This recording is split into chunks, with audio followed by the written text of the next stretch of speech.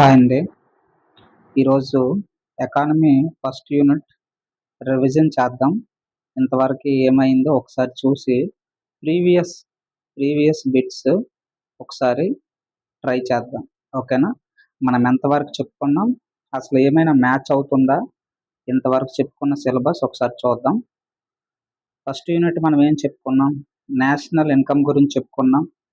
అసలు మనం జాతీయ ఆదాయాన్ని ఎలా కాలిక్యులేషన్ చేస్తారో చెప్పుకున్నాం. 3 పద్ధతులు ఉంటాయనేసి ఉత్పత్తి మదింపు పద్ధతి, వ్యయ మదింపు పద్ధతి, ఇవన్నీ మనం చెప్పుకున్నాం. ఉత్పత్తి మదింపు పద్ధతి, అలాగే ఉత్పత్తి అంటే ప్రొడక్షన్ నుంచి అనమాట.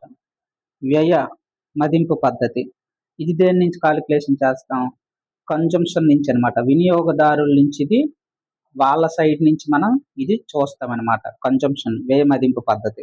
ఇంకొక పద్ధతి ఏం చూసాం ఇందులో? ఆదాయ మదింపు పద్ధతి కూడా చూసాం. శాలరీస్ ఎంప్లాయీస్ ఉంటారు కదా, వాళ్ళ నుంచి. ఇలా వీళ్ళందరినీ కలుపుకుంటే మనకి టోటల్ ఇన్కమ్ అనేటటువంటిది వస్తుంది. అలాగే ప్రైవేట్ ఇన్కమ్ చూసాం, వ్యయ అర్హ ఆదాయం చూసాం, పర్సనల్ డిస్పోజబుల్ ఇన్కమ్ కూడా చూసాం ఈ ఇన్కంలో భాగంగా. అలాగే ఈ యొక్క నేషనల్ ఇన్కమ్ ఈ నేషనల్ ఇన్కంలో భాగంగా మనం ఇంకేం చూసాం? ఇక్కడ చాలా మంది కన్ఫ్యూజ్ అయ్యేటటువంటిది ఇంపార్టెంట్ కాన్సెప్ట్ కూడా మనం ఒకసారి చెక్ చేసాం. 4 తేడాలని ఎలా వస్తాయో చెప్పుకున్నాం, అవి కూడా వివరించాము. 11 పార్ట్లుగా చేసుకున్నాము, ఒకసారి అవి చూడండి. మొత్తం ఫస్ట్ యూనిట్ ఏంటంటే జాతీయ ఉత్పత్తి, అలాగే దేశీయ ఉత్పత్తి. ఈ రెండింటికి మధ్య తేడా ఏమిటని చెప్పాము? ఎన్ఎఫ్ఐఏ అని చెప్పాం. Net factor income from abroad అని చెప్పుకున్నాం. జాతీయ ఉత్పత్తి అంటే నేషనల్ ప్రొడక్షన్, ఎన్పి. అలాగే దేశీయ అంటే డొమెస్టిక్ ప్రొడక్ట్. అంటే జాతీయ ఉత్పత్తికి డొమెస్టిక్, నేషనల్ ప్రొడక్ట్కి డొమెస్టిక్ ప్రొడక్ట్కి తేడా ఏముంటుంది?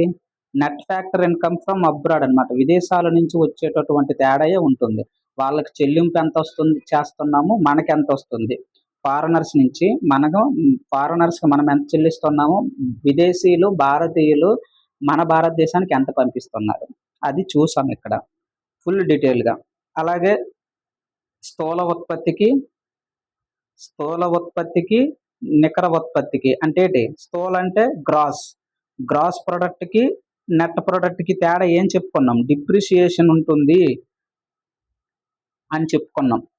అలాగే గ్రాస్ అంటే గ్రాస్లోనే ఈ డిప్రిసియేషన్ ఉంటుంది అని కూడా మనం చెప్పుకున్నాం అనమాట. ఇది డిఫరెన్స్. అలాగే మార్కెట్ ధరలకి ఉత్పత్తి కారకాలకి తేడా ఏముంటుందని చెప్పుకున్నాం? నెట్ ఐటీస్ ఉంటాయి అని చెప్పుకున్నాం.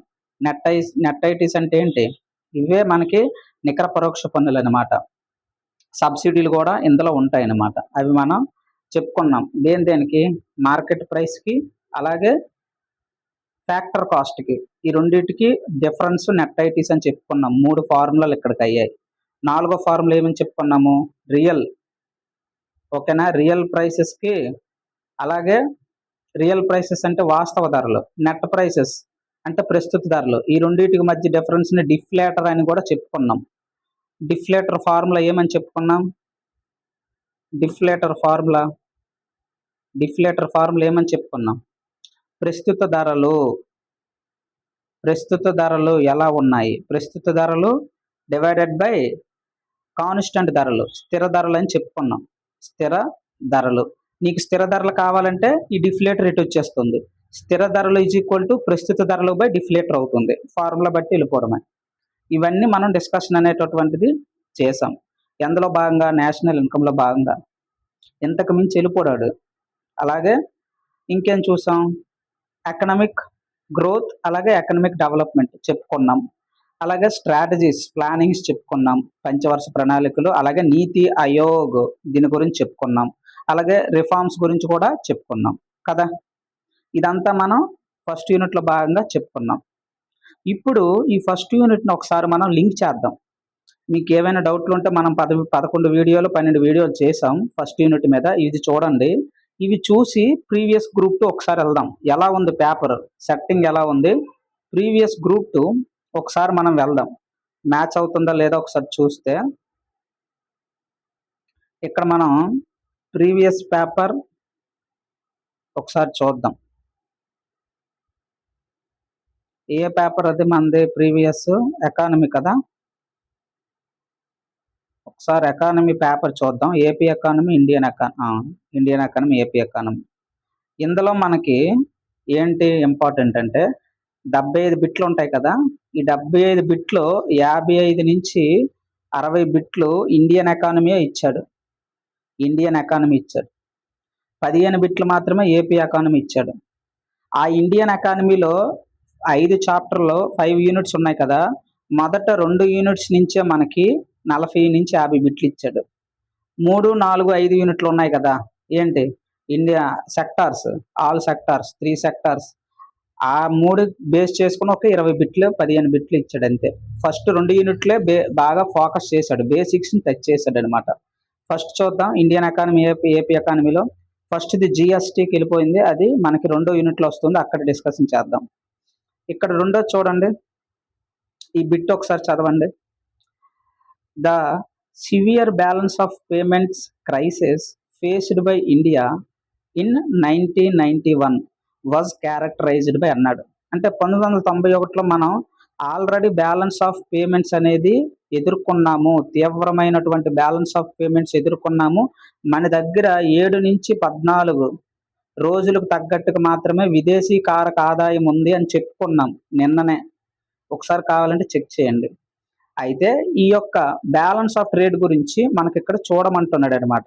ఓకేనా? ఏది కరెక్ట్ ఎకనామిక్ రీఫార్మ్కి సంబంధించి అనేది చూడమంటున్నాడు. ఒకసారి చూద్దాం. చూడండి, ఇక్కడ హై ఇన్ఫ్లేషన్ అంటున్నాడు. అవును, అప్పటికే ద్రవ్యోల్బణం అనేటటువంటిది ఎక్కువగా ఉందని చెప్పుకున్నాము. లో ఫారెన్ ఎక్స్చేంజ్ రిజర్వ్స్, 2 వారాలకు తగ్గట్టుకు మాత్రమే మన దగ్గర ఫారెన్ రిజర్వ్స్ ఉన్నాయి, కరెక్టే. లార్జ్ ఫిస్కల్ డెఫిసిట్ అనేటటువంటిది, విత్తలోటు అనేటటువంటిది చాలా ఎక్కువగా ఉంది, అది కూడా చెప్పుకున్నాము. తర్వాత ఆప్షన్లు చూడండి ఒకసారి. ఈ యొక్క ఫిస్కల్ డెఫిసిట్, అలాగే రెవెన్యూ డెఫిసిట్, అలాగే ప్రైమరీ డెఫిసిట్, ఈ 3 డెఫిసిట్లు ఇంపార్టెంట్. మనం సోషియో ఎకనామిక్ సర్వేలో చెప్పుకున్నాము, ఒకసారి చెక్ చేయండి వీడియోస్లో. ఈ 3 కూడా మనకి లింక్ అయ్యాయి. ఎకనామిక్స్ 1991 ఆర్థిక సంస్కరణలు తీసుకునేటప్పుడు ఇవన్నీ మనకు ఉన్నాయి, అవి చెప్పుకున్నాం కూడా. తక్కినవి కూడా ఒకసారి చెక్ చేయండి. 2వ ఆప్షన్ నుంచి ర్యాపిడ్ ఇన్క్లూజివ్ గ్రోత్ మన దగ్గర ఉందా? అంత గ్రోత్ లేదు కదా. అన్ని రంగాల్ని మనం వృద్ధి చేసుకునేటట్టుగా అప్పుడు కొన్నామా? ర్యాపిడ్, చాలా వేగవంతమైన గ్రోత్ ఉందా? గ్రోత్ లేదు, తప్పు. ఇది తీసేయడమే, మరి ఇవన్నీ వద్దు. 3వ చూడండి, లో ఇన్ఫ్లేషన్, తక్కువ ఇన్ఫ్లేషన్ ఉందా? అప్పుడు మనకి ఎక్కువ ఇన్ఫ్లేషన్ ఉంది, ఇది కూడా తప్పే. 3వ ఆప్షన్ తీసివచ్చు. 4వది స్ట్రాంగ్ ఫారెన్ ఇన్వెస్ట్మెంట్ ఇన్ఫ్లోస్ అంటున్నాడు. స్ట్రాంగ్ ఫారెన్ ఉందా? అసలు ఫారెన్ ఇన్వెస్ట్మెంట్స్ మన దగ్గర లేవు, కాబట్టి ఇది కూడా తీసవచ్చు. ఫస్ట్ ఆప్షన్స్ చూసి మనం ఎలిమినేషన్ అనేది చేయొచ్చు. అంటే ఇక్కడ ఆల్రెడీ మనకి పేపర్ అయితే క్వశ్చన్లు ఉన్నాయి, ఆన్సర్లు ఉన్నాయి, దాన్ని బట్టి మనం ఎలిమినేట్ చేసేస్తాం. ఇది పెద్ద విషయం కాదు. కానీ మనం సబ్జెక్ట్ 11 క్లాసులు ఫస్ట్ యూనిట్లో చెప్పుకున్నాము. అవి చూసిన తర్వాత మనం ఇవి కానీ చూస్తే ఎలిమినేషన్ ఈజీగా ఉంటుంది అనమాట. ర్యాపిడ్ గ్రోత్ లేదు, తక్కువ ద్రవ్యోల్బణం కాదు, ఎక్కువ ద్రవ్యోల్బణం ఉంది, స్ట్రాంగ్ ఫారెన్ ఇన్వెస్ట్మెంట్స్ అసలు లేవు, వీక్ ఫారెన్ ఇన్వెస్ట్మెంట్స్ ఉన్నాయి. ఇవి మనం ఈజీగా ఎలిమినేషన్ చేయొచ్చు. కాబట్టి ఫస్ట్ బిట్ ఇక్కడ ఒక మార్కు మనకు రావడానికి అవకాశం ఉందన్నమాట. తర్వాత ఎక్కడుందో చూద్దాం, తర్వాత బిట్కి వెళ్దాం. తర్వాత మనకు వచ్చేసరికి ఇక్కడ చూడండి, పోస్ట్ ఎకనామిక్ రీఫార్మ్స్ అంటే ఆర్థిక సంస్కరణల తర్వాత మనం ద ఇండియా ఎకానమీ దేనికి మారాం? మనం ఏం మారాం? ఎల్పిజి సంస్కరణలు తీసుకొచ్చాం. అందులోని భాగంగా ఏం చేసాం? మనం మనకి గ్రోత్ కావాలి మనకి, అవునా? అక్కడ ఏం చేసాం? లిబరలైజేషన్, ప్రైవేటైజేషన్, గ్లోబలైజేషన్ అంటే మన యొక్క ఆర్థిక వ్యవస్థని ప్రపంచానికి లింక్ చేసాం, ప్రపంచ మార్కెట్కి లింక్ చేసాం, అంతే కదా. అది మనము ఆ సంబంధంగా చూసుకోవాలి. ఎక్కడెక్కడ ఉన్నదో ఒకసారి చూద్దాం. ఫస్ట్ది ఇంక్రీజ్డ్ గవర్నమెంట్ కంట్రోల్, తప్పు కదా ఇది. మనం అక్కడ గవర్నమెంట్ కంట్రోల్ ఇంక్రీజ్ చేసామా? ఎకనామిక్ రీఫార్మ్స్ తర్వాత తగ్గించుకున్నాం. డిజిన్వెస్ట్మెంట్స్ చేశాము అని చెప్పుకున్నాం, అంతే కదా. ప్రభుత్వం అనేటటువంటిది ప్రయత్నపూర్వకంగా ఏవైతే అన్ని సెక్టార్లో దానికి ఉండేటటువంటి అన్ని ఏమంటాం వాటాలు ఉన్నాయో వాటిని అది తగ్గించుకున్నది. ఇది తప్పు, ఫస్ట్ తప్పు కదా. ఈజీగా మనం ఎలిమినేషన్ చేయొచ్చు. రెడ్యూస్డ్ ఫారెన్ ట్రేడ్ని తగ్గించామేంటి? కాదు, పెంచాం ఫారెన్ ట్రేడ్ని. ఎందుకు? మనకి డాలర్స్ కావాలి కాబట్టి పోస్ట్ ఎకనామిక్ తర్వాత ఏం చేసాం? రెడ్యూస్ చేయలేదు, పెంచాం. మూడోది చూద్దాం. మూడోది ఏం చేసాం? ఎన్హాన్స్డ్ గ్లోబల్ ఇంటిగ్రేషన్, ప్రపంచంతో మమేకమయ్యాం. ఇది అవ్వడానికి అవకాశం ఉంది. నాలుగోది ప్రైవేట్ రంగ వృద్ధిలో క్షీణత, decline in private sector growth అన్నాడు. ప్రైవేట్ సెక్టార్ గ్రోత్ డిక్లైన్ అయిందా పోస్ట్ ఎకనామిక్ రీఫార్మ్స్ తర్వాత? కాదు, పెరిగింది. ఎందుకంటే పబ్లిక్ ప్రైవేట్ పార్ట్నర్షిప్ని ఎంకరేజ్ చేశాము, తద్వారా భారతదేశ ఆర్థిక వ్యవస్థకి బూస్ట్ ఇచ్చామన్నమాట. కాబట్టి ఇది కూడా మనం చెప్పుకున్నాము. తర్వాత ఇది రెండో ఇది కూడా మనం చెప్పుకున్నాము, నిన్నే చెప్పుకున్నాం. FIIకి అలాగే FP, ఇది పోలియో ఇన్వెస్ట్మెంట్స్ అండి, పోర్ట్ఫోలియో ఇన్వెస్ట్మెంట్స్. మనం చెప్పుకున్నది FDIకి, డైరెక్ట్ ఇన్వెస్ట్మెంట్కి, ఇన్స్టిట్యూషన్ ఇన్వెస్ట్మెంట్స్కి డిఫరెన్స్ చెప్పాను, ఇది నేను చెప్పలేదు. ఎనీవే రెండో యూనిట్లో కవర్ అవుతుంది, అక్కడ చూద్దాంలేండి. తర్వాత ఇక్కడ చూడండి, which of the following is not a method. National ఇన్కమ్ని కాలిక్యులేట్ చేయడానికి, జాతి యొక్క ఆదాయానికి ఇక్కడ మనం 3 పద్ధతుల్లో కొలుస్తాం. ఆ 3 కాకుండా ఇక్కడ ఏ దాంతో కొలవము అడుగుతున్నాడు. వాల్యూ యాడెడ్ మెథడ్ అంటున్నాడు. విలువ జోడించిన పద్ధతి అదే కదా మనం ఫాలో అవుతున్నాం. గ్రాస్ వాల్యూ యాడెడ్ మనం ఫాలో అవుతున్నాము. అలాగే ఇన్కమ్ మెథడ్ చెప్పుకున్నాం కదా, 3 పద్ధతుల్లో ఇన్కమ్ మెథడ్ కూడా ఉంది. అలాగే మూడోది ఎక్స్పెండిచర్ మెథడ్, వ్యయ ఆదాయ పద్ధతి చేస్తున్నాము. ఖర్చు అకౌంటింగ్ పద్ధతి ద్వారా ఇప్పుడు మనం చేయలేదు. అంటే ఇదే మనకి ఆన్సర్ అవ్వడానికి అవకాశం ఉంటుంది అనమాట. ఇది కూడా చెప్పుకున్నాం ఫస్ట్ యూనిట్లో భాగంగా. ఇది ఇండస్ట్రియల్ పాలసీస్ చెప్పుకోలేదు, తర్వాత వస్తుంది మనకి. తర్వాత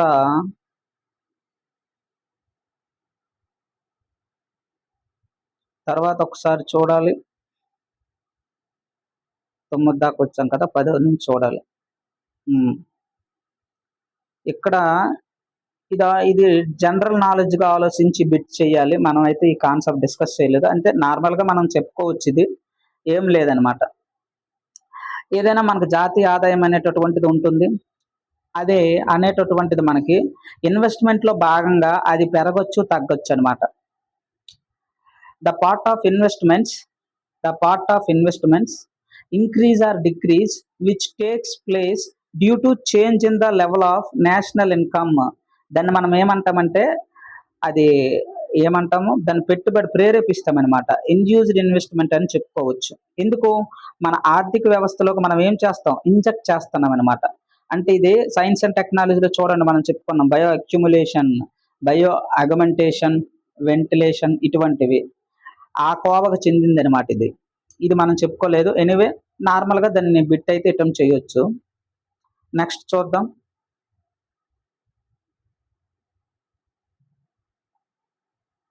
ఇవన్నీ సెకండ్ యూనిట్కి వెళ్ళిపోతుంది. NSO చెప్పుకున్నాం కానీ అది కొంచెం డెప్త్ కావాలి. ఇక్కడ ఇది కూడా అంతే, స్టాండింగ్ ఇదంతా second unit. First second unit నుంచే 50 బిట్లు ఇచ్చాడు మనకి. అర్థం చేసుకోండి, ఏవేవో చదివికండి, అర్థం చేసుకోండి, ఓకేనా. ఫస్ట్ సెకండ్ యూనిట్స్ నుంచి ఎక్కువ ఇచ్చాడు. ఎప్పుడైనా 3rd, 4th, 5th యూనిట్లు కరెంట్ అఫైర్స్ చదవాలి. డైలీ మనం కరెంట్ అఫైర్స్ అప్లోడ్ చేస్తున్నాం, అవి మీరు చూసుకుంటే చాలు. ఏవేవో పుస్తకాలు కొనేసి మొత్తం పీకుపోకండి, జస్ట్ కరెంట్ అఫైర్స్ చదువుకోండి, ఓకేనా. కరెంట్ అఫైర్స్ చదువుకుంటే ఆటోమేటిక్గా సెట్ అయిపోతుంది. అంతే తప్ప 100 పుస్తకాలు కొని ఏవేవో సర్వేలు చదువుకొని స్టాండర్డ్ సర్వే నుంచి ఒక బిట్ ఇప్పుడు వరకు చూసారు మీరు? మొత్తం మీకు చూపిస్తాను, 75 బిట్లు చూపిస్తాను, ఎక్కడైనా కనిపిస్తాను అడగండి, ఓకేనా. 1 or 2 మార్క్స్ అంతే. తర్వాత చూడండి, అది ఎలా ఉపయోగపడుతుంది అంటే 20 బిట్ల వరకు మనకు అది స్టాండర్డ్ సెట్ అవుతుంది. అంటే పేపర్ సెక్టర్ అనేటటువంటి మైండ్ మనకు తెలియదు కాబట్టి మనం అన్నీ చదువుకొని వెళ్తాం. మనం చదివింది కానీ ఇచ్చినట్లయితే మనకు సక్సెస్ వస్తుంది. అదే చదవందిస్తే ఫెయిల్యూర్ అవుతాం. అదే ఇక్కడ ఇంపార్టెంట్. అలాగే నెక్స్ట్ మనం ఇక్కడ చూసుకుంటే ఇది సెకండ్ యూనిట్ కిందే వెళ్తుంది. ఇవన్నీ సెకండ్ యూనిట్కే వెళ్ళిపోతాయి. ఇవన్నీ ఇక్కడ చూడండి 21. ఇక్కడ మనం ఏమి ఇచ్చాడు, what impact does an increase in the GNP deflator have on the purchasing power of money. అయితే ఇప్పుడు జిఎన్పి డిఫ్లెక్టర్ ఉంది, మనం చెప్పుకున్నాం. జిఎన్పి అవ్వచ్చు, జిడిపి అవ్వచ్చు, ఏదైనా మనకు అనవసరం. ఏ డిఫ్లేటర్ అయినా మనకి ఏం తెలియజేస్తుంది, ఫార్ములా ఏమని చెప్పుకున్నాం, డిఫ్లేటర్ ఫార్ములా మనం ఆల్రెడీ చెప్పుకున్నాం. ఒకసారి ఆ ఫార్ములా కానీ మీరు కానీ చెక్ చేస్తే ఆటోమేటిక్గా సెట్ అనేటటువంటిది అవుతుంది అనమాట. ఫార్ములా ఏమని చెప్పుకున్నాం, ఏదైనా మనకి జాతీయ ఆదాయం అవ్వచ్చు, ఏ ఆదాయమైనా మనం కట్టాలంటే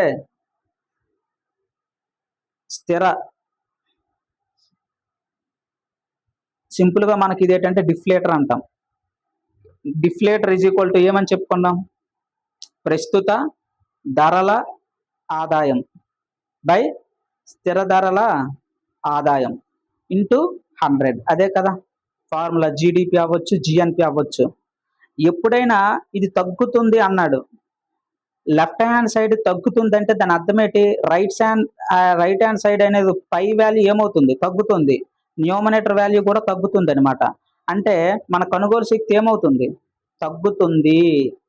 అదే డిఫ్లేటర్ అనేటటువంటి వాల్యూ పెంచాడు అనుకో, మన కొనుగోలు శక్తి ఏమవుతుంది, పెరుగుతుంది. అది గుర్తుంచుకోవాలన్నమాట. మన ఫార్ములా మనం చెప్పాము, ఆ ఫార్ములా చూస్తే ఆటోమేటిక్గా ఇవన్నీ కూడా చేయొచ్చు అనమాట. అలాగే 20 నెక్స్ట్ 20 ఇక్కడేమీ లేవు. రిజర్వ్ బ్యాంక్ ఆఫ్ ఇండియా ఇవన్నీ దానికి సంబంధించినవే, సెకండ్ యూనిట్. సర్వే మీద ఒక బిట్ వచ్చింది, 30 బిట్టుల్లో ఒక బిట్ వచ్చింది. ఓకేనా, ఎకనామిక్ సర్వే. ఇక్కడ చూడండి, which of the following is not true about globalisation అడిగాడు. దాని యొక్క ఇంపాక్ట్ ఇండియా మీద అడిగాడు. నాట్ ట్రూ, ఇదే సంస్కరణలకు సంబంధించింది కదా, 1991 రిఫార్మ్స్, ఎకనామిక్స్ రిఫార్మ్స్ సంబంధించి. చూడండి, గ్లోబలైజేషన్కి సంబంధించి నాట్ ట్రూ ఏది, ఫస్ట్ చూడండి, it has expanded trade in goods and services అన్నాడు. ఇది వస్తువులు మరియు సేవల వాణిజ్యాన్ని విస్తరించింది కదా. అందుకే కదా మనం ఏమయ్యాం, గ్లోబలైజేషన్ లింక్ అవ్వడం వల్ల చైనా ప్రొడక్ట్స్ అవ్వచ్చు, విదేశీ ప్రొడక్ట్స్ అన్నీ మన భారతదేశంలోకి వచ్చాయని చెప్పుకున్నాం. ఇది కరెక్టే. వాడు ఏమడుగుతున్నాడు, కరెక్ట్ కానిది ఏది అడుగుతున్నాడు, అది మనం గుర్తుంచుకోవాలి, కరెక్ట్ కానిది. రెండో చూడండి, it has led to greater flow of foreign direct investments. అంతే కదా, మన వరల్డ్ బ్యాంక్కి అలాగే బ్యాంక్ ఆఫ్ ఇంగ్లాండ్ దగ్గర మనం 69 టన్నుల బంగారాన్ని తాకట్టు పెట్టుకొని డబ్బులు తెచ్చుకున్నాం కదా. డబ్బులు తెచ్చుకొని ఏం చేసాము, ఫారెన్ డైరెక్ట్ ఇన్వెస్ట్మెంట్స్ని ఆకర్షించామన్నమాట.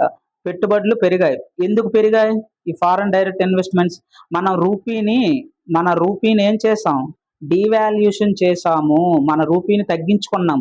మన రూపీని తగ్గించుకుంటే ఏమవుతాయి, ఎగుమతుల వాల్యూస్ అనేటటువంటివి, ఎక్స్పోర్ట్స్ పెరుగుతాయి. ఎప్పుడైతే ఎక్స్పోర్ట్స్ పెరుగుతాయో మన భారతదేశం యొక్క మార్కెట్, విదేశీ విపణిలో మన భారతదేశ మార్కెట్కి డిమాండ్ పెరుగుతుంది. తద్వారా విదేశీ కారక ఆదాయం వస్తుంది. ఎలా వస్తుంది, మన ప్రొడక్ట్లు అందరూ కొంటారు, ప్రపంచం అంతా కొనడం వల్ల మనకు ఆదాయం వస్తుంది. అది ఇంపార్టెంట్, ఇది కూడా చెప్పుకున్నాం. రెండోది ఓకే. మూడో చూడండి, increase in exports is greater than increase in imports. దిగుమతుల పెరుగుదల కంటే ఎగుమతుల పెరుగుదల మనకి ఎక్కువ. ఇక్కడ చూడండి, ఇక్కడ ఏమన్నాడు, దిగుమతుల పెరుగుదల కంటే ఎగుమతుల పెరుగుదల ఎక్కువ అన్నాడు. ఏది, భారతదేశంపై ప్రపంచీకరణ. ఓకేనా, ఇదైతే మనకి నాలుగో చూడండి ఒకసారి, భారతదేశానికి విదేశీ సాంకేతికత మరియు పెట్టుబడుల అందుబాటును పెంచింది. అంతే కదా, ఇది కూడా పెంచింది. ఎందుకు, టెక్నాలజీ అడాప్ట్ చేసుకున్నాము. అలాగే ఆ 1991 రీఫార్మ్స్ తర్వాత మనకి దిగుమతుల పెరుగుదల కంటే ఎగుమతుల పెరుగుదల ఎక్కువైంది. ఇది కూడా రైటే. కానీ ఈ నాలుగిట్లతో పోలిస్తే ఇది కొంచెం తక్కువలా కనిపిస్తుంది అనమాట. వెంటనే పెరిగిపోలేదు కదా! రిఫార్మ్స్ అనేటటువంటిది వెంటనే పెరిగిపోలేదు. ఎనీవే ఇది కూడా ఆప్షన్స్ 99% మనకి వెళ్ళడానికి అవకాశం ఉంటుందన్నమాట. ఏది కాదు అని అన్నాడనమాట. కాబట్టి వెంటనే ఎగుమతులు పెరిగిపోలేదు. టైం 90 2 దఫాలుగా మనము సంస్కరణలు తెచ్చుకున్నాం కదా! అందులోని భాగంగా రెండో దశలో 1999 నుంచి మనకి ఎగుమతులు అనేటటువంటివి పెరిగాయన్నమాట. ఇది నిజం కాదు. ఇది కూడా మనం చెప్పుకున్నాము. తర్వాత ఇది లేదు. 30 బిట్లు అప్పుడే వస్తాం. ఎస్‌డిసి గురించి ఇచ్చాడు. అది కూడా మనం చెప్పాం. ప్రస్తుతం అప్డేట్ ఇచ్చాం మనం. సస్టైనబుల్ డెవలప్‌మెంట్ గోల్స్ ఎవరు రిలీజ్ చేస్తామని చెప్పాము. నీతి ఆయోగ్ దాదాపు 6 ఇండెక్స్‌లు ఇది రిలీజ్ చేస్తది. అవన్నీ మొన్న ఇచ్చాను మీకు. కాబట్టి అది కూడా చెక్ చేసుకోండి. ఇక్కడ చూడండి. డిఫరెన్స్ అడుగుతున్నాడు. దేనికి? జీడీపీ ఫ్యాక్టర్ కాస్ట్ చెప్పాము. అలాగే జీడీపీ మార్కెట్ ప్రైస్ ఇది కూడా చెప్పాము. ఈ రెండిటికి డిఫరెన్స్ ఏముంటుంది? జీడీపీ ఫ్యాక్టర్ కాస్ట్‌లో రైతు ఉత్పత్తి చేస్తున్నాడు. పంట ఉత్పత్తి చేసిన దగ్గర మనకి పన్నులు ఉంటాయేటి? ఉండవు. అదే పంట మార్కెట్‌లోకి వెళ్ళిపోయిందనుకోండి, జీడీపీ మార్కెట్ ప్రైస్ మార్కెట్‌లోకి వెళ్ళిపోతే పన్నులనేవి ఉంటాయి. ఈ రెండిటి మధ్య డిఫరెన్స్ ఏముంటుంది? ట్యాక్స్‌లే ఉంటాయి. ట్యాక్స్‌లు, సబ్సిడీలే ఉంటాయన్నమాట. అదే ఆన్సర్. అది కూడా మనం చెప్పుకున్నామన్నమాట. ఒకసారి చెక్ చేయండి. ఈ బిట్ కూడా మనం చెప్పుకున్నాం నిన్ననే. డివాల్యూషన్ చేస్తే మనకేమైంది? ఎక్స్‌పోర్ట్స్‌ని పెంచుకున్నామని చెప్పామా లేదా నిన్న? Improvement of balance of trade ఎగుమతులు పెంచుకున్నాం. ఇది కరెక్టే. రెండోది చూడండి. డివాల్యూషన్ చేస్తే ప్రైస్ ఆఫ్ ఎక్స్‌పోర్ట్స్ పెరుగుతాది అంటున్నాడు. పెరగదు, తరుగుతది. తరగడం వల్ల ఏమవుతుంది? మన మార్కెట్, మన భారతీయులు ఎగుమతి వస్తువులు అనేటటువంటివి విదేశీ మార్కెట్‌లో చీప్‌గా దొరుకుతాయి. ప్రైస్ అనేటటువంటిది పెరగదు. రెండోది తప్పు. నిన్న ఇది క్లారిటీ ఇచ్చాను మీకు. ఓకేనా? అందుకే మనం ఎక్స్‌పోర్ట్స్‌ని పెంచుకోవడానికే ఏం చేసాం? మన రూపీని తగ్గించుకున్నాం. బలవంతపూర్వకంగా తగ్గించుకొని ఎక్స్‌పోర్ట్స్‌ని పెంచుకున్నామని చెప్పాము. అది దీని ఆన్సర్ అన్నమాట. కాబట్టి కరెక్టే. ఏ ఒక్కటే రైట్. దాదాపు ఇప్పటికి 8-9 బిట్లు చేసాం. ఏంటి? ఓన్లీ ఒక చాప్టర్ నుంచి. తర్వాత ఇక్కడ చూడండి. డైరెక్ట్ ఫార్ములా ఇచ్చాడు ఈడు. జీడీపీ డిఫ్లేటర్ ఏమని చెప్పాం? GDP formula. జీడీపీ ఫార్ములా ఏం చెప్పాం? ప్రస్తుత ధరలు బై స్థిర ధరలు ఆదాయం అని చెప్పామా లేదా? అదే ఇది. జీడీపీ అట్ కరెంట్ ప్రైస్ ప్రస్తుత ధరలు బై కాన్స్టెంట్. స్థిర ధరలకి రేషియోనే మనం ఏమంటాం? GDP deflator. అయిపోయి. నెక్స్ట్. ఇది కూడా మనం చెప్పుకున్నాం. బ్యాలెన్స్ ఆఫ్ పేమెంట్‌లో భాగంగా మనం ఇక్కడ చూస్తే బ్యాలెన్స్ ఆఫ్ పేమెంట్‌లో భాగంగా ఇది భాగం కాదు. ఏది భాగం కాదంటే ఇది కాదు. ఏది? భారతదేశం అనేటటువంటిది అంటే ప్రభుత్వం అనేటటువంటిది వ్యయం తగ్గిస్తే అదేమవుతది? అది అనేటటువంటిది బ్యాలెన్స్ ఆఫ్ పేమెంట్ కాదు. వ్యయం అనేటటువంటిది ఏం చేయాలి? పెంచాలి. పెంచితే ఓకే. అయితే ఇది తగ్గించిందనమాట. కరెన్సీ ఇవన్నీ కరెక్టే గానీ ఇదొక్కటే మనకిక్కడ కాదనమాట. తగ్గించకూడదు. పెంచాలనమాట. అదే ఆన్సరు. ఇది మీకు చెప్పలేదు. ఎనీవే గుర్తుంచుకోండి. ఏంటంటే మనకిది రెండో చాప్టర్‌లో వస్తదని ఆగామనమాట. బ్యాలెన్స్ ఆఫ్ పేమెంట్‌లు ఏటేటి ఉంటాయి మనకి? కరెంట్ అకౌంట్ ఉంటది, క్యాపిటల్ అకౌంట్ ఉంటదనమాట. అది చెప్పలేదు. తర్వాత చూద్దాం. ఇక్కడ చూడండి. Transfer of earnings are not to be included. అంతే కదా! ఏదైనా బదిలీ చెల్లింపులు అనేటటువంటివి మనం జాతీయ ఆదాయంలో కాలిక్యులేట్ చేయమని చెప్పాం. ఎందుకు చెయ్యం? దీనివల్ల ఉత్పత్తి అనేటటువంటిది లేదు. అందుకే కాలిక్యులేట్ చెయ్యం. అది కరెక్టే. రెండోదేంటి? Transfer earnings are not payments for factor services. కరెక్టే. అందుకే మనం ఏం చేసాం? జాతీయ ఆదాయంలో ఇవి కాలిక్యులేట్ చేయలేదు. ఇది కరెక్ట్ వివరణే. అది కూడా చెప్పుకున్నాం మనం. రెండో యూనిట్‌కి సంబంధించిన ప్రశ్న అది. తర్వాతది ఇది రెండో యూనిటే.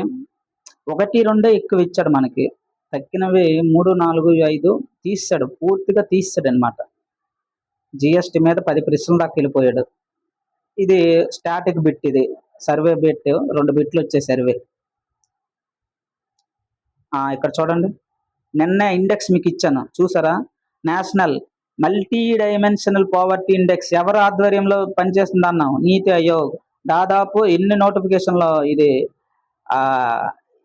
ఎన్ని ఇండెక్స్లు రిలీజ్ చేస్తుంది? దాదాపు 6 ఇండెక్స్లు రిలీజ్ చేస్తుంది. అవన్నీ డేటా ఇచ్చాను మీకు, ఒకసారి చూడండి. ఇది మనం చెప్పుకుందే. ఎన్ని బిట్లు? ఇప్పటికే 15 బిట్లు 10 బిట్లు మనం చేసుకున్నాం. 50 బిట్లకు వస్తాం. ఇంతే. ఇక్కడ నుంచి మనకి భారతదేశంది కాకుండా ఇక్కడ ఆంధ్రప్రదేశ్ సంబంధించిన బిట్లు ఉంటాయి. ఇవన్నీ కూడా 55 నుంచి ఇవన్నీ మనకి అంటే ఇక్కడ చూడండి, అంతా ఆంధ్రప్రదేశ్ మనకి కనిపిస్తుంది ఇక్కడ. ఇవన్నీ ఆంధ్రప్రదేశ్ సంబంధించినవి. 55 నుంచి ఒక 20 బిట్లు 75 దాకా ఆంధ్రప్రదేశ్ సంబంధించింది ఫుల్ స్టాటిక్ ఇక్కడ ఉపయోగపడుతుంది అనమాట.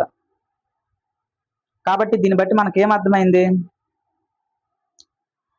మ్యాక్సిమం చదువుకుంటే సరిపోతుంది, బయటికి వెళ్ళిపోడు, వీడియోస్ చూడండి, ఆటోమేటిక్గా మనం సెట్ అయిపోతాం. ఫస్ట్ యూనిట్ చేసుకున్నాం, ఇలా ప్రతి సబ్జెక్టు ఉంటుంది.